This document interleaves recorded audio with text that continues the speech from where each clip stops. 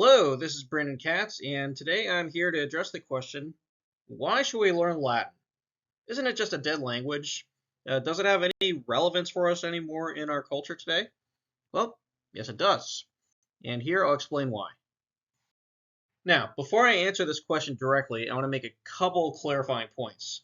So, first and foremost, Latin is a great language to learn for its own sake, and for that, I really can't explain it. You really need to just see it for yourself.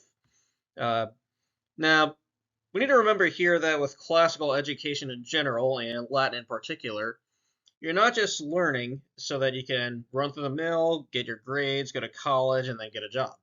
Now, those are all good goals, and I don't want to dismiss that.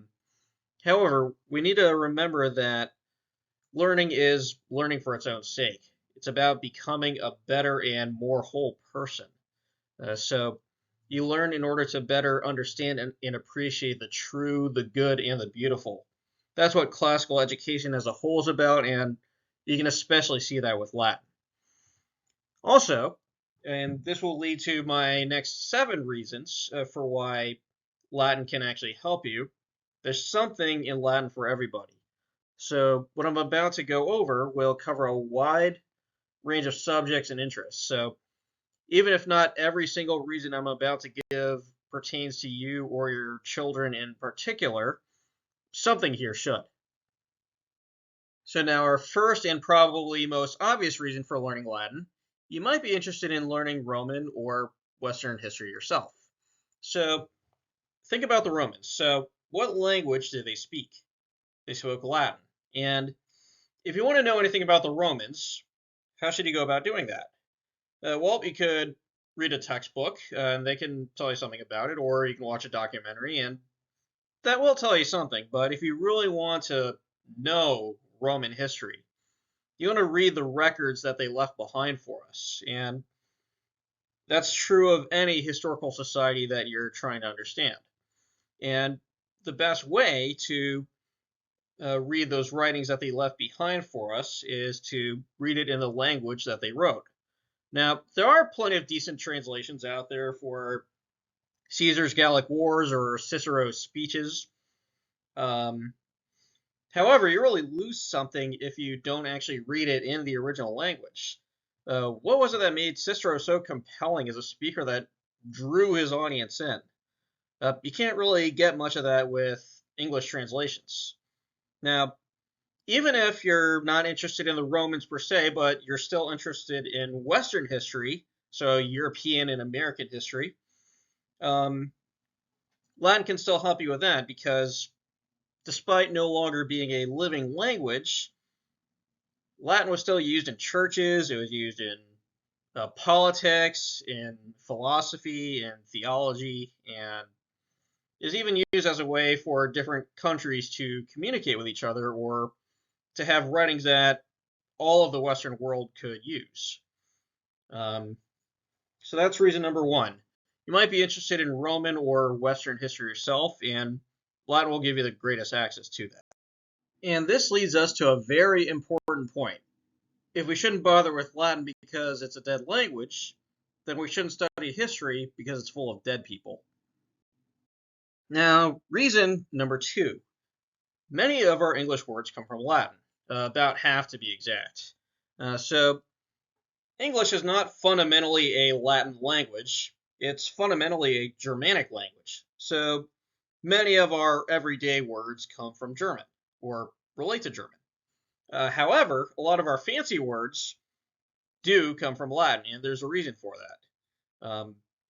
Back in 1066, when Old English was the language of England, which would hardly look recognizable at all to a modern English speaker, but in 1066, William the Conqueror made England subject to France, and after that, English royalty spoke French for several centuries, and French is a language that comes from Latin. So eventually, French bled in with English, and when that happened, consequently, Latin bled in with English. So coming from royalty, that's why our fancier words tend to be related to Latin. So this will really help you when it comes time for the SATs. especially when it comes to knowing your vocabulary. Um, if you learn Latin, then you have a much easier time mastering SAT vocabulary. I myself had a similar experience with the GRE. Reason number three, you get a better understanding not only of English vocabulary, but also English grammar. So let's look at the sentence over here. So in this scene from the show Avatar: The Last Airbender, Prince Zuko says, "Hey, watch who you're shoving." And then the person he's talking to corrects him. "I think you mean whom I'm shoving." So should Zuko have said who or whom? Well, turns out it's whom. And a lot of English speaking adults don't really understand that difference. However, once you've studied Latin and you've studied your grammatical forms and the difference between a subject and direct object, understanding the difference between who and whom actually becomes quite easy. And just for the record, the difference between who and whom is like the difference between he and him. Latin will make that a lot more understandable. Reason number four. Many other languages come from Latin and they're called Romance languages. Not because they have anything to do about love, but because they are Roman languages. So here are some examples. We have Spanish, French, Italian, Portuguese, and Romanian. So all of these languages started as dialects of Latin before they morphed into their own languages. So if you want to learn these languages, learning Latin first will make you better at all of them. I'm finding this experience for myself to be true right now as I'm studying French. When I come across unfamiliar French vocabulary, Latin gives me something to fall back on so that a lot of these words can become more recognizable. Reason number five. Science, law, and other subjects use Latin terms. So let's look at these examples here. So first, let's think about science. So in chemistry, you have your periodic table, which means you have all your elements. One example would be iron. And when you look at the abbreviations, the abbreviation of iron is not IR like we would expect, but FE. Now, you're just looking at it and you're thinking, why would that be the abbreviation? Well, it turns out FE are the first two letters or the first two letters of ferrum, the Latin word for iron. So once you understand Latin, that makes a lot more sense. Or think about law for a second. So the phrase pro bono, it means for the good. So in law or in politics, when someone does something pro bono, he's not doing it for any favors or payment or anything for himself. He's doing it for the good without expecting anything in return. So now we come to reason six. The same part of your brain that learns Latin also learns math, logic, and puzzles. So it's all about that left side of your brain, the analytical part. So once you learn the skill in one subject, that same skill will work in other subjects. Think of it like a mental muscle memory. So as a way of thinking about it, just think about wax on, wax off in the Karate Kid. So if you've seen the movie, you remember that Mr. Miyagi is teaching Daniel karate, and his first exercise is teaching Daniel how to wash cars. At first, Daniel is completely blindsided by this, and eventually he really gets fed up, and he says, "You're teaching me to be your slave." And then Mr. Miyagi tells him, "Show me wax on, wax off," and turns out Daniel has learned to block pretty well. So he learned that muscle memory first by washing cars, and then he used that same motion to block.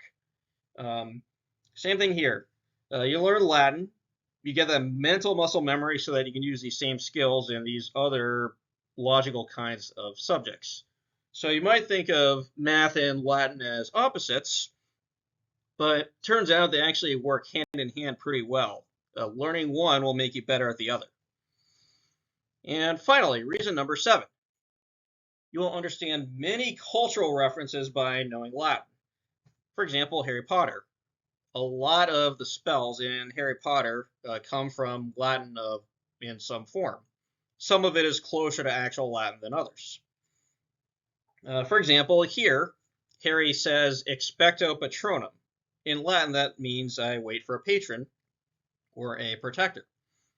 Now, it turns out in the movies and books, Harry is using this because he waits for or casts a protector to protect him from Dementors. Uh, and once you learn the Latin roots for all these spells, you get a much better appreciation. All right, so now I will close here with a final thought. First, Latin makes you a better person, and from there, number two, Latin makes you better at everything you do. I hope this has helped you. Wale.